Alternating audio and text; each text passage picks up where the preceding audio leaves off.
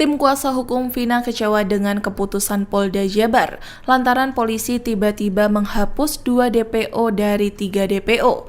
Kini yang ditangkap hanyalah Peggy Setiawan, sedangkan 2 DPO lainnya bernama Dani dan Andi dihapus. Dikutip dari kompas.com, polisi mengatakan berdasarkan hasil penyidikan nama Dani dan Andi sebenarnya tidak pernah ada, sehingga tersangka atau DPO bukan 3 melainkan hanya 1 orang. Penghapusan 2 nama yang disebut fiktif itu membuat pihak kuasa hukum keluarga Vina mencurigai adanya ketidakjujuran dalam persidangan terdahulu kasus ini. Seperti yang diberitakan sebelumnya, Direktur Reserse Kriminal Umum Polda Jabar, Kombes Surawan mengatakan Peggy Setiawan alias Peron merupakan tersangka terakhir kasus pembunuhan Vina dan Eki.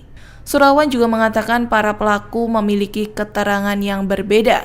Ada yang menyebut pelaku 11, ada juga yang menyebut pelaku adalah 13 orang. Sementara Peggy yang dihadirkan saat konferensi pers membantah membunuh Vina dan Eki. Dia menyebut tuduhan polisi adalah fitnah.